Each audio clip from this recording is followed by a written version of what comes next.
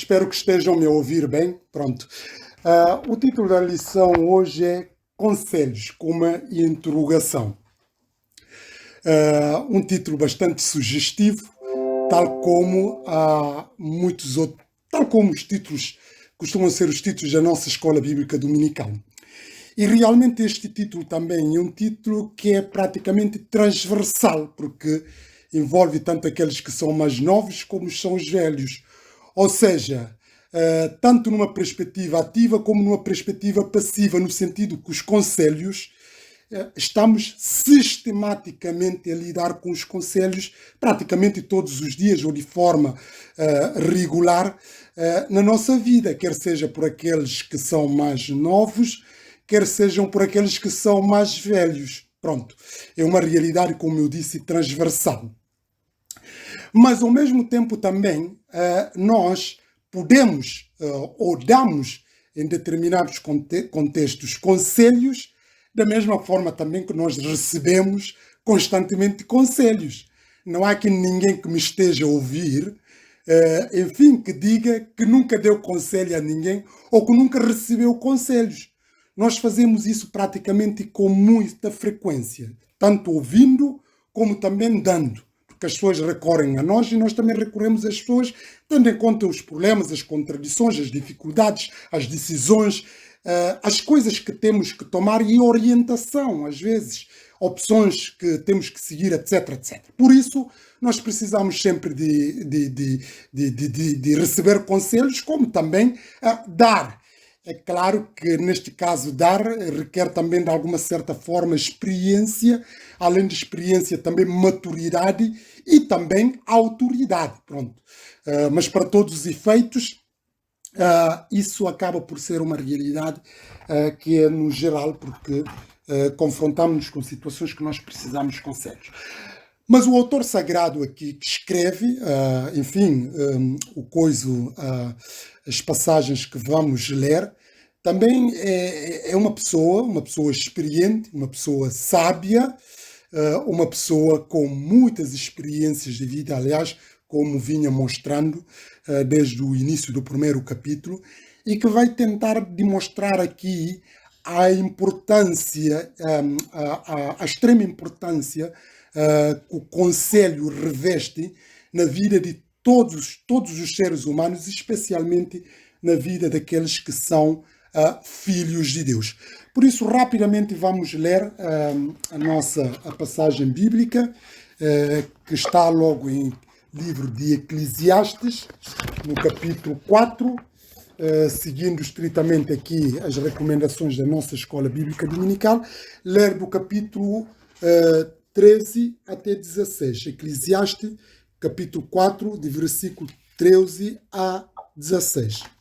Depois do autor sagrado, enfim, fazer considerações dogmáticas daquilo que é, enfim, o poder, a riqueza, a felicidade, enfim, aquilo que são as coisas que normalmente os seres humanos procuram e almejam e entendem como sendo forma para, enfim, poder conseguir a felicidade e viver a felicidade, ela aqui começa, enfim, a descurar ou a fazer considerações sobre o papel, as limitações daquilo que é o poder temporário.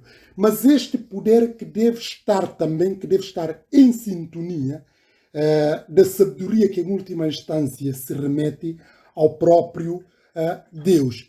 Mas esta sabedoria que aqui, nestes primeiros versículos que nós vamos ver, que pode também se passar através de vias de conselho, a perspectiva de a pessoa, quer seja a pessoa velha, quer seja a pessoa nova, quer seja a pessoa com autoridade ou a pessoa com não autoridade, ou mais importante ou não importante, de ter a predisposição de poder ouvir conselhos, de poder receber conselhos, de poder aproveitar dos conselhos para fazer melhor. Pronto. Mas nós sabemos que, enfim, por natureza do ser humano, há pessoas que são cheias de si, que acham que não têm nada para aprender com os outros. têm essa consciência apurada de que não precisam, ou delimitam a ação, entendem? Com algumas pessoas conseguem aprender, com outros não. Fazem aqui uma discriminação através, enfim, do estatuto, ou através da idade, cada um vai pondo a sua, enfim, restrição, o seu critério neste caso. Mas a verdade é que todas as pessoas, como o autor sagrado vai mostrar aqui, têm que estar predispostos para o conselho, para serem admoestados. Sobretudo aqueles que são mais velhos. Porque, enfim, a nossa cultura, a nossa realidade, a nossa vivência humana, nós fazemos um juízo mais que partimos que a priori, aqueles que são que têm mais idade, são mais sábios, porque têm mais experiências, têm mais vida, têm mais mundo, etc, etc. E julgamos aqueles que são mais novos, que, pronto, são pessoas que não estão habilitadas para dar conselhos, mas sim para receber. É claro que, de uma perspectiva geral, ou falando objetivamente, é normal, aquilo, se partimos numa realidade normal, de quem viver mais, ter experiência ou ter mais maturidade do que quem é novo. Mas nós sabemos que, em determinadas circunstâncias, em determinadas realidades, as coisas não funcionam bem assim. A idade pode não ser sinônimo de maturidade, nem ser sinônimo de conhecimento ou de sabedoria. Pronto. Mas, independentemente dessas situações, é de nós estarmos predispostos, acima de tudo, a ouvir conselhos. Vou dar um exemplo, que é um exemplo que todos nós também vivemos. Somos aqui todos filhos. É claro que nem todos ainda são pais, mas todos aqui somos filhos. E uma das tensões, às vezes, que nós vamos tendo é, às vezes, de havermos uma fechada completa daqueles que são os nossos progenitores, dos pais, de ouvir algumas chamadas de atenção da parte dos filhos. Eu vim de um contexto cultural de forma mais assente, que em África, normalmente, nossos filhos não podem dar nenhuma sugestão, as coisas agora têm estado a mudar, nenhuma sugestão e muito menos mostrar aquilo que pensam em determinadas, na forma que a casa está a ser administrada, como é que as coisas estão a ser conduzidas, etc, etc. A pessoa tinha só uma posição passiva, aquilo que os pais diziam, acabou-se. Alguns diziam, inclusive, eu é que mando aqui, acabou-se. Se tu não queres submeter, arranja o teu espaço e mais nada. Logo aqui nós estamos perante uma educação autoritária, uma educação de imposição, uma educação, enfim, se possa até usar esta expressão mais rígida e inflexível. Nós sabemos que muitas vezes os nossos pais enganam, os nossos pais também não sabem tudo, até algumas coisas nós sabemos mais do que eles. Agora aqui, na informática, por exemplo. Enfim, e tem outras coisas que às vezes podem estar equivocados, podem estar enganados, que precisam de ser admoestados, precisam ser advertidos, etc, etc. Mas nós vemos essa situação. Mas também nós podemos ver isso nos casos da autoridade. Quando nós estamos a trabalhar, temos um superior hierárquico, às vezes que acha que ele é que sabe mais do que nós, não tem que ouvir nada, somos subalternos, temos só que ouvir e ponto final. Podemos também aplicar isso no âmbito do relacionamento, quando, enfim, status social é diferente, neste caso, aqueles que julgam que têm um estatuto mais elevado e por aí fora, ou até também, até na igreja, por exemplo. Agora que é a nossa realidade, estamos a falar mais cristãos, há pastores que, enfim, que também não são flexíveis a ouvir a demonstração, a ouvir chamada de atenção na forma como estão a conduzir a igreja, ou estão a conduzir os ministérios da igreja, ou, enfim, muitas outras realidades. Há aqueles pastores que também têm ou até que as pessoas nem têm a liberdade, porque nós sabemos que se também não há liberdade, as pessoas não têm essa ousadia, coragem para chamar a atenção. Para a pessoa chamar a atenção ou aconselhar, é preciso, porque o conselho às vezes também envolve exortação, envolve chamar a atenção. Se uma pessoa é inflexível, naturalmente que nós para evitarmos choques ou algumas contradições desnecessárias, procuramos evitar. Mas é preciso, acima de tudo, essa nossa lição aqui, mesmo aqueles que têm responsabilidade ou que não tenham, de estar predisposto. Isto não quer dizer, portanto, salientar que quem vai aconselhar, quem vai exortar, quem vai chamar a atenção, que esteja correto. Não é isso. Porque às vezes as pessoas podem nos chamar a atenção, até querer nos aconselhar e estarem equivocados. Mas é a capacidade de nós podermos saber ouvir, como diz o apóstolo Paulo, de examinar tudo e neste ato de examinar tudo, reter o que é bom. Pronto. Mas, voltando aqui o nosso texto, o autor sagrado, enfim, começa aqui a enfatizar essa problemática que eu já estou aqui a desenvolver. Diz: melhor é o jovem pobre e sábio do que o rei velho e insensato. Desde logo aqui, o jovem, como eu disse, jovem em princípio é uma pessoa inexperiente na generalidade das situações, porque o jovem ainda não viveu tanto. A maioria dos jovens não conviveram, não tiveram assim grandes experiências de vida para terem autoridade ou para terem, enfim, aquilo que podemos chamar maturidade, até ao ponto de chegar a essas questões dos conselhos. Porque nós sabemos que a vida, a dinâmica da vida, não só envolve, enfim, aquilo que nós podemos chamar da pessoa ter a sua própria autonomia, reger a sua própria vida, ter a sua própria família, casar e ter filhos, porque todas essas experiências são experiências ricas, porque envolvem também contradições e contrariedades, que de alguma certa forma vai nos dar calo para poder ter experiência e poder ofertar alguma coisa com base nesta experiência. E jovens, quando digo jovens, estou a falar de adolescentes que estão a entrar na fase também de jovem inicial, normalmente são pessoas ainda que estão a começar a vida. Pronto. E tem essa situação agravante para falar sobre determinados assuntos, sobre determinados realidade. Pronto. Mas aqui não é só o jovem que ele menciona aqui. É claro que vai fazendo paralelismo, jovem, mas também pobre. Normalmente, quando uma pessoa é pobre aqui quem está destituído, neste caso, daquilo que podemos considerar os confortos da vida. Pronto, que não tem posses. E quando não tem posse, não tem estatuto, não vem de um contexto favorecido.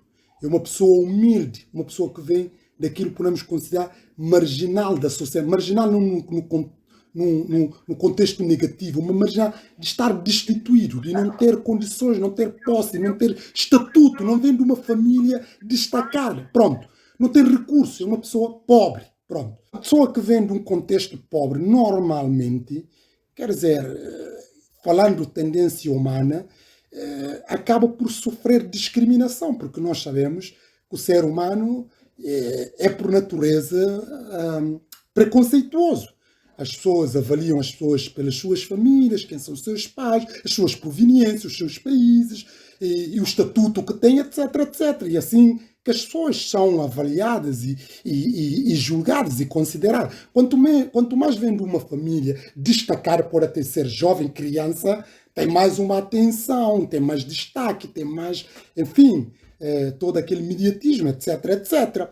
É diferentemente, usando a expressão que é muito comum aqui em Portugal, Zé Ninguém, ou Zé da Esquina, por aí. Quer dizer, aqui a situação agrava-se ainda mais, porque a pessoa vem de um contexto destituído de qualquer tipo de conforto da vida. Pronto. E o autor sagrado menciona aqui jovem, por aquilo que eu já expliquei, mas além também de jovem, a ideia de ser pobre, ser destituído. Mas ele diz: é melhor o jovem pobre e sábio do que o rei velho e insensato. Contrariamente àquele que é jovem, que não tem, enfim, grandes experiências, porque nós sabemos que há jovens que possam ter maturidade que muitos adultos não têm. Apesar de não viverem muito tempo, mas conseguem absorver muitas coisas que são valiosas que possam ensinar a outros. Pronto?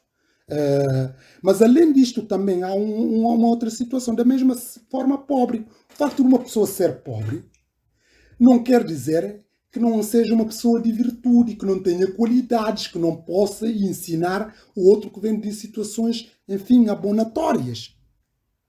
Porque uma pessoa pode ser pobre e ser bem educado e ser bem instruído.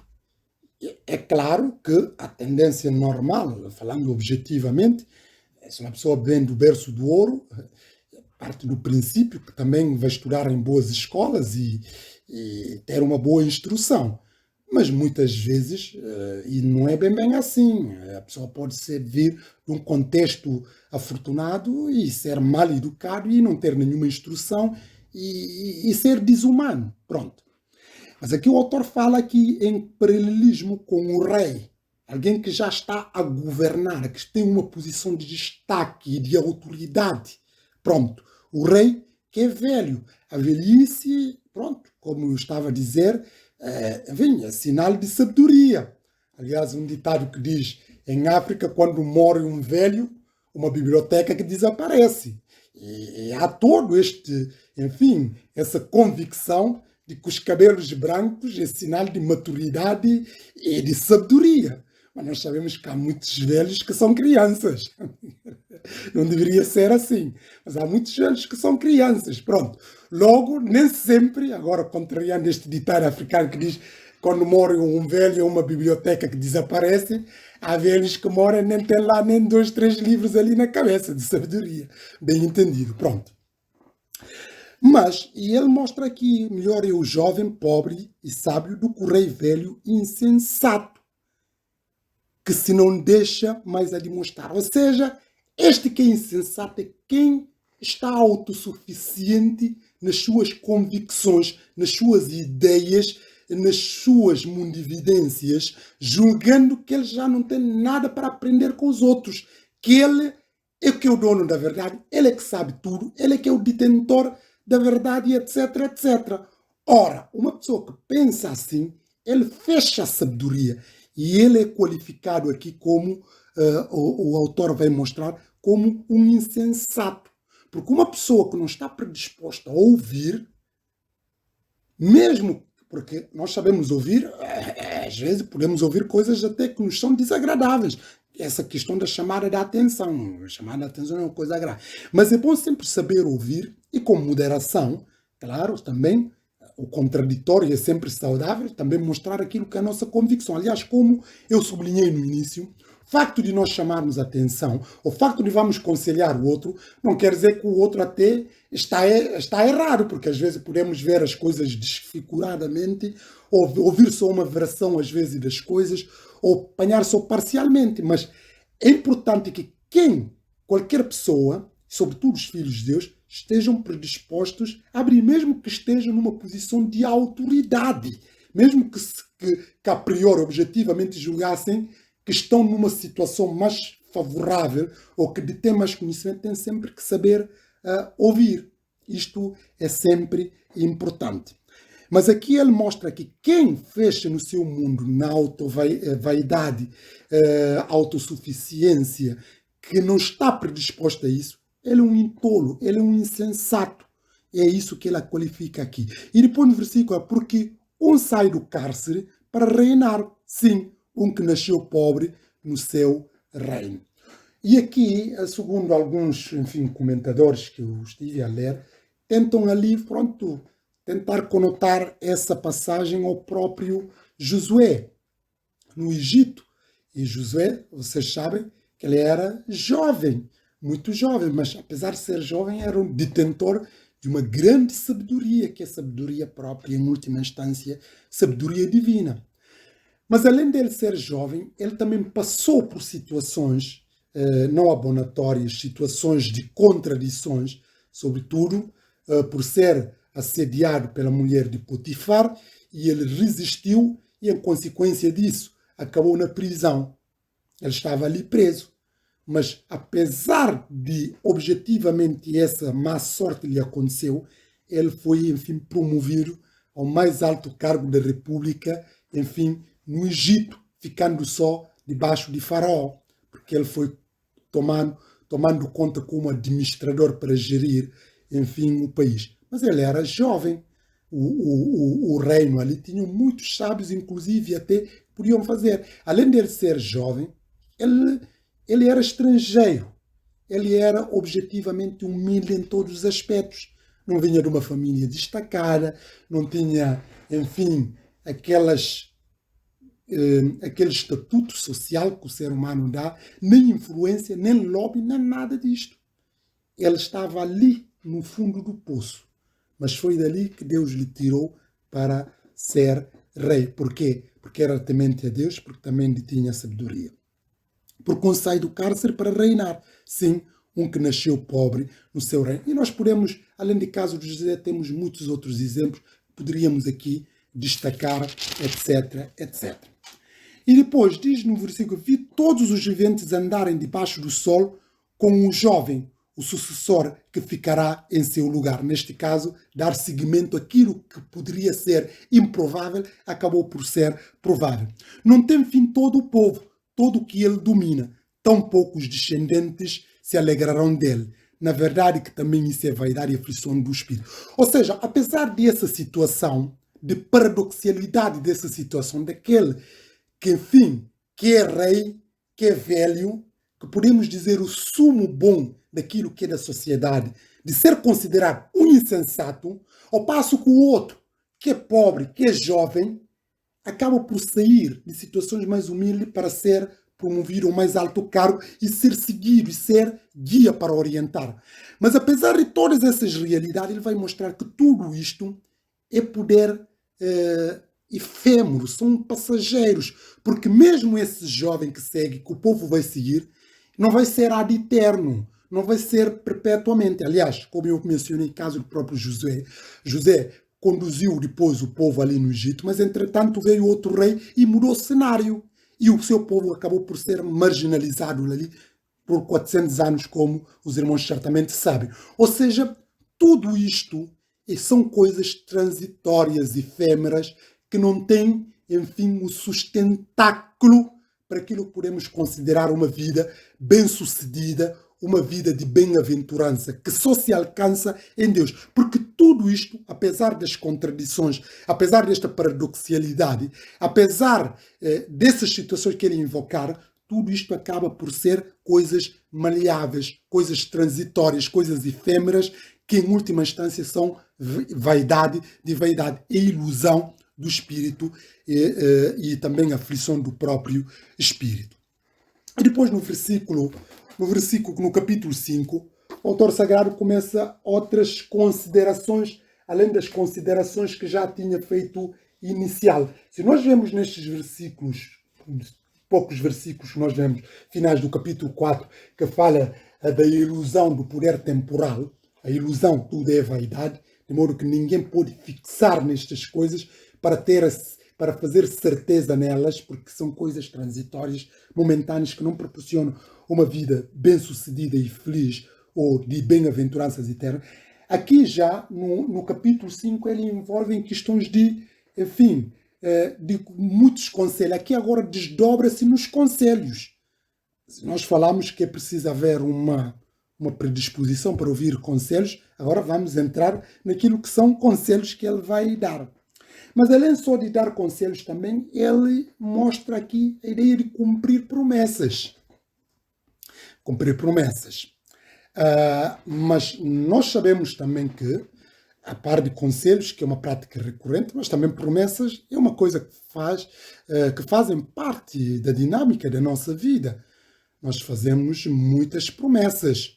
Promessas tanto do ponto de vista espiritual, que nós vamos ver aqui, mas também promessas do ponto de vista profissional, promessas do ponto de vista relacionais, promessas do ponto de vista contratual, promessas do ponto de vista sentimental ou do ponto de vista afetivo e por aí fora. Nós, enfim, circunscrevemos a nossa vida, mas nas promessas, promessas, promessas. Só que nós sabemos que muitas promessas que se fazem, às vezes as pessoas não cumprem.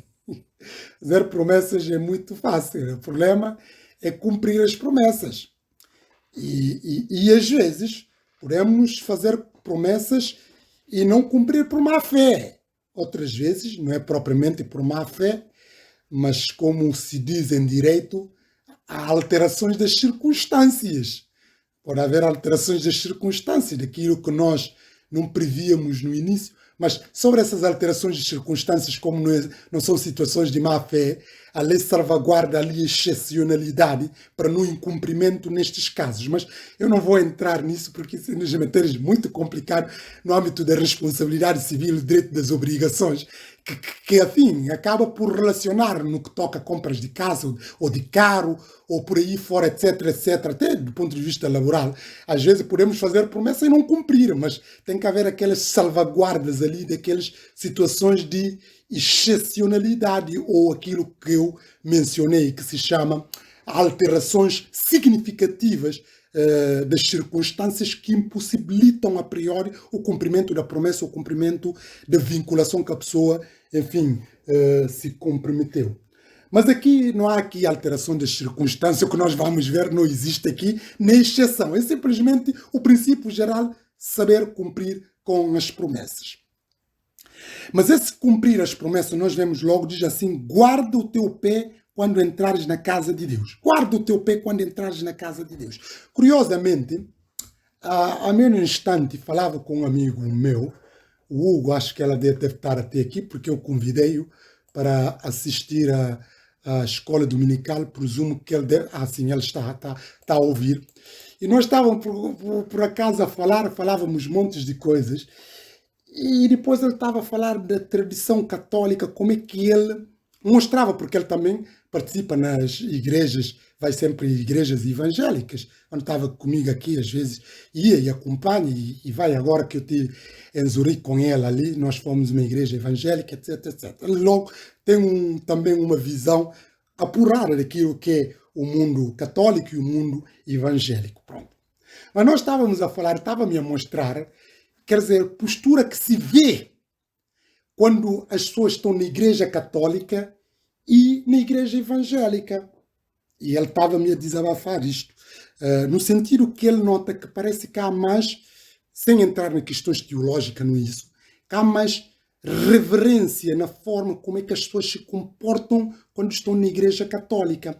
E ele, inclusive, estava-me a dizer que, através da família, a avó e também a mãe, mesmo para tossir, às vezes havia um condicionalismo para estar ali bem para forma de sentar, que aquilo ali tudo, ele aprendeu isso, como é que se deve sentar, como é que deve comportar, nem barulho, nem nada, desde criança.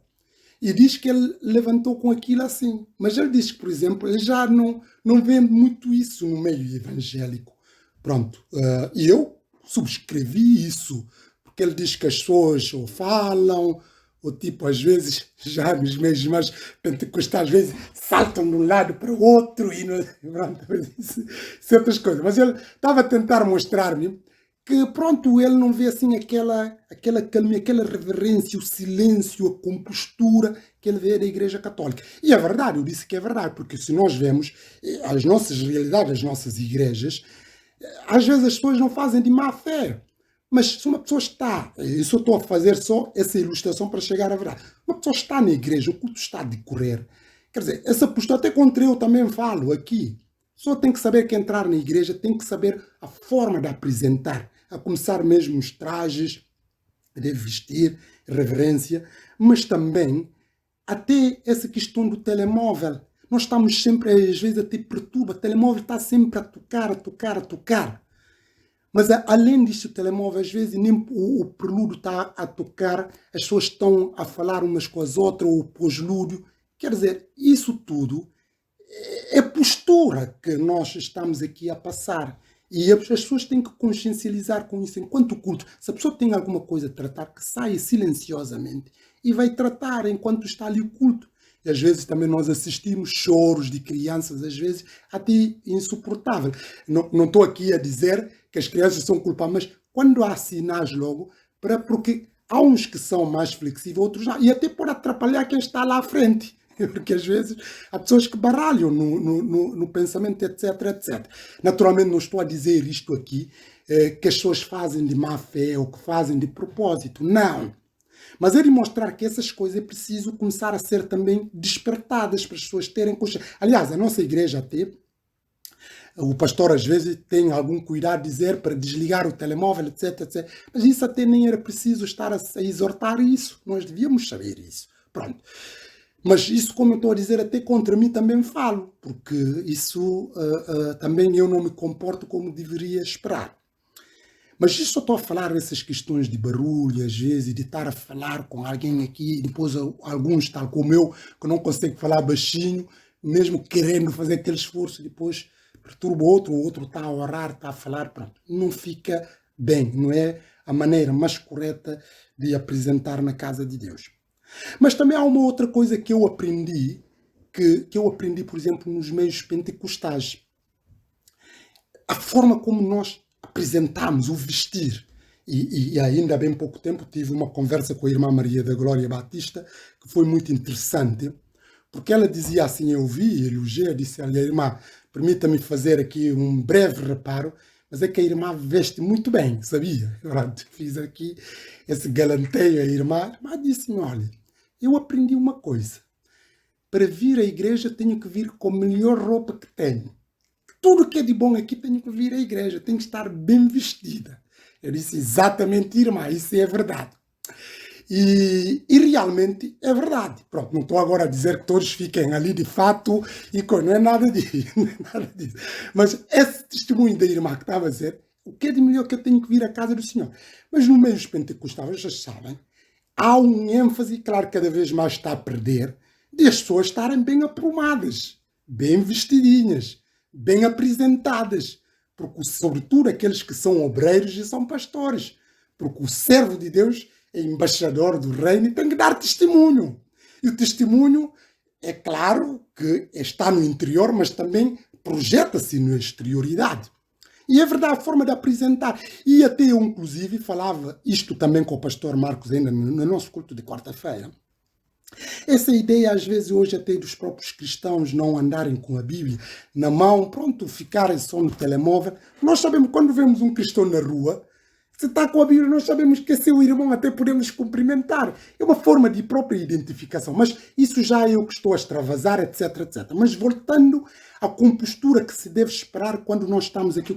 Guarda o teu pé quando entrares na casa de Deus. Este guardar o pé é ter o cuidado, é ter a reverência, é ter, enfim, é de saber que está a entrar no sítio, além de ser sagrado, um sítio também que é, para acima de tudo, glorificar a Deus. Guarda o teu pé quando entrares no coisa. E nesta versão aqui, quando tiveres que te dirigir a Deus, escusa no versículo finais do versículo, início do capítulo, versículo 1 do capítulo 5, porque este último versículo aqui do finais do capítulo 4, há aqui uma introdução, uns dão-lhe como no capítulo 1, outros dão-lhe como sendo o último versículo do capítulo 4. Mas para todos os efeitos aqui, nesta versão diz, quando tiveres que dirigir a Deus, quando tiveres que entrar na casa de Deus, quer dizer, esteja com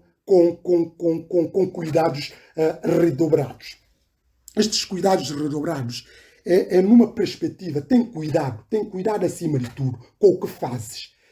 Tem cuidado acima de tudo com o que fazes quando fores à casa de Deus. Ou seja, essa versão aplicou isto ao capítulo 14 do versículo 4. Tem cuidado com o que fazes quando fores à casa de Deus. Quando fores em todas as perspectivas, a nossa vivência espiritual, mas acima de tudo, aquilo também que estamos, enfim, a passar. Ele diz assim, tem cuidado o que fazes, nessa versão do português corrente, porque ele aplica este versículo ainda ao capítulo 4. Isso é um problema aqui que não vamos entrar, porque no outro é diferente. Mas ele diz assim, tem cuidado o que fazes quando fores à casa de Deus. É melhor estar pronto a obedecer do que apresentar ofertas como fazem as pessoas insensatas que nem sabem que estão a proceder mal. Tem cuidado, toma atenção. E aqui no versículo diz, guarda o teu pé quando entrares na casa de Deus. Guarda o teu pé quando entrares na casa de Deus. Essa ideia de cuidado, de ter precaução, ter diligência, etc, etc. Inclina-te mais a ouvir do que oferecer sacrifícios de tolos pois não sabem o que fazem. Inclina-te mais a ouvir. Ouvir do que começar a entrar em falsas promessas, do que falar à toa. Aliás, uma das grandes virtudes, enfim, cristãs, é de nós estarmos prontos a ouvir e tardios em falar. O apóstolo Tiago diz isso no livro, não é o apóstolo Tiago, é o irmão do Senhor, o pastor Marco fez essa reparação de manhã, mas o irmão do Senhor Jesus Cristo, no livro Tiago, ele explica isso, temos de estar prontos a ouvir e tardios em falar. Nós sabemos que a tendência normal é nós estarmos mais predispostos a falar mais do que propriamente a ouvir. Mas aqui ele diz para ter cuidado. Mas esse cuidado, se a pessoa não coisa, inclina-te mais a ouvir do que oferecer sacrifícios de tolo, pois não sabem o que fazem. Ou seja, se a pessoa não tiver cuidado, se não guardar, se não tiver precauções, se não tiver diligências, se não guardar a lei de Deus, o que é que essa pessoa corre? Corre no risco de viver uma religiosidade, viver numa mera religiosidade, viver numa aparência que não tem qualquer tipo de expressão, enfim, religiosa ou cristã. Se uma pessoa não guardar a lei de Deus, se não guardar a palavra de Deus no seu coração, se não preocupa ser diligente na obra de Deus, obviamente que tudo aquilo que ele vai fazer, das promessas, inclusive do cumprimento das ofertas que vai dar, vai ser tudo coisas que não têm sentido. Porque essa pessoa já não vai procurar o de bom e do melhor para Deus, mas antes, pelo contrário, como o povo fazia, de dar ofertas do coxo, de dar o resto que tem a Deus, não do melhor, como a palavra de Deus diz, buscar primeiro o reino de Deus e a sua justiça. A pessoa acaba por viver numa religiosidade. Ora, isso não tem qualquer tipo de impacto, não tem qualquer tipo de valor espiritual. E esta é a realidade que nós vemos. As pessoas que se dizem cristãs, que se dizem filhos de Deus, mas que não tomam precaução de guardar as leis de Deus no seu coração, o que é que cai? Cai numa vida espiritual oca, numa vida espiritual sem expressão. Mas dizem, olha, eu dou dízimo, eu vou lá ter os cultos, mas são pessoas que fazem, que dão aquilo que é do resto, porque eles não estão propriamente engajados, não estão predispostos para servir, não estão predispostos para estar em atividades, porque eles têm outras prioridades, que é prioridades da família. Aliás, que é um discurso cada vez mais tautológico que nós ouvimos. As pessoas dizem que eu tenho que priorizar a minha família, eu tenho, pronto, que trabalhar mais.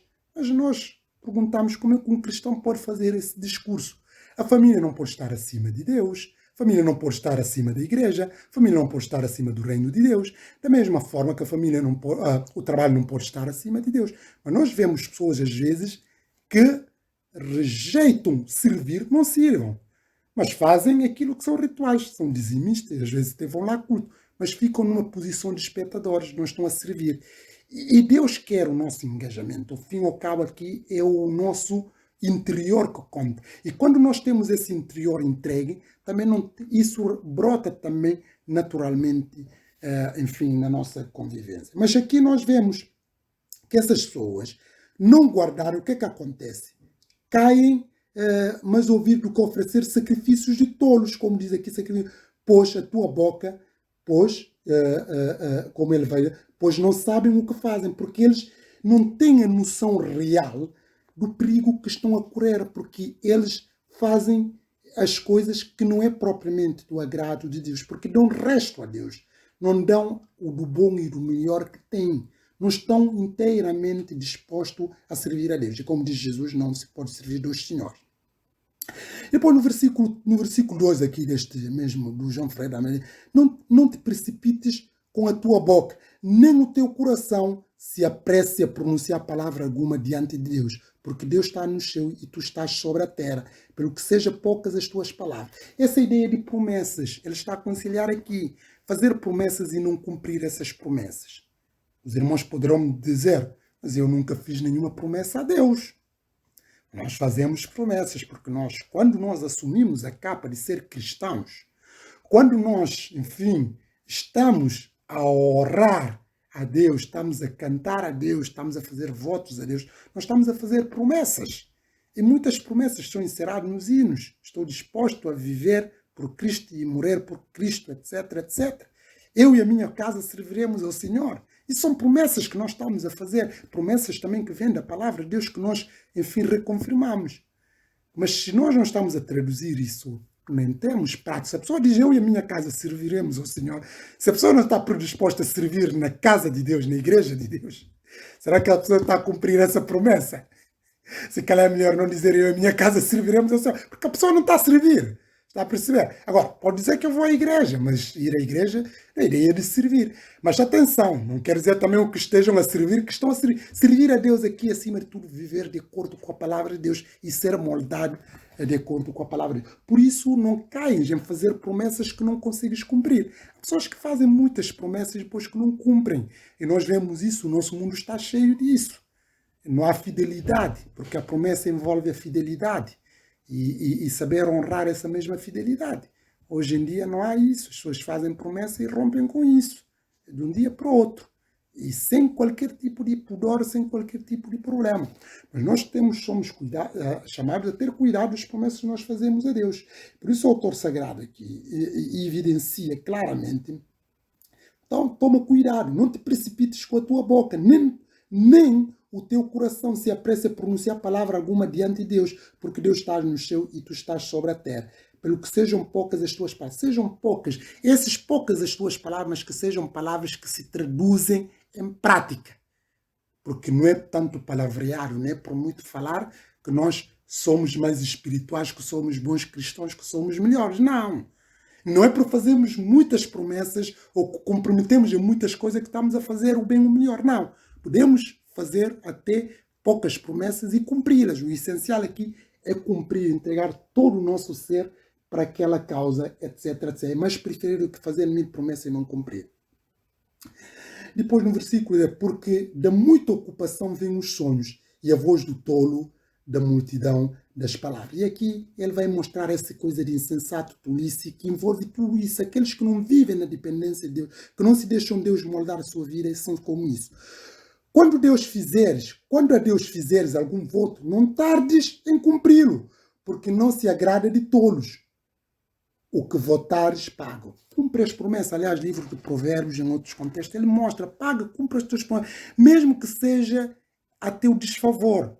No livro dos Salmos, creio que Salmos 15, ele menciona lá que nós temos que cumprir a promessa, mesmo que aquilo, enfim, vai nos prejudicar, porque às vezes podemos fazer promessa que depois, entretanto, situação, mas nós somos chamados a cumprir promessa com Deus, promessa com o nosso próximo, com nossos amigos, com tudo, honrar a nossa palavra.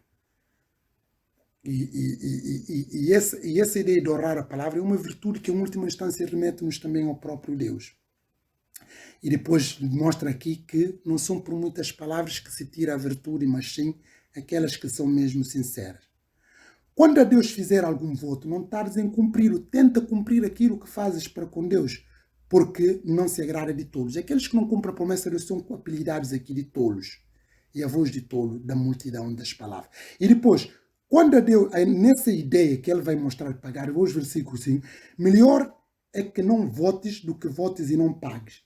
Não consintas que a tua boca faça pecar a tua carne, nem digas diante do anjo que foi erro, porque a razão se erraria Deus contra a tua voz, de sorte que destruísse as obras das suas mãos.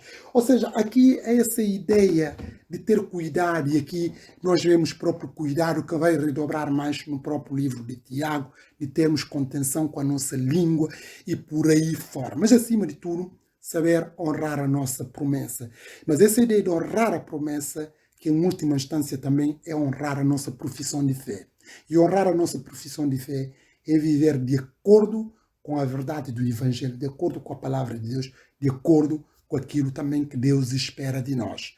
Mas isso requer, nós estamos predispostos a ouvir conselhos de pessoas experientes, conselhos de Deus, conselho da palavra de Deus, para podermos moldar o nosso caráter, aperfeiçoar melhor, estarmos mais predispostos para servir e também ajudar o outro.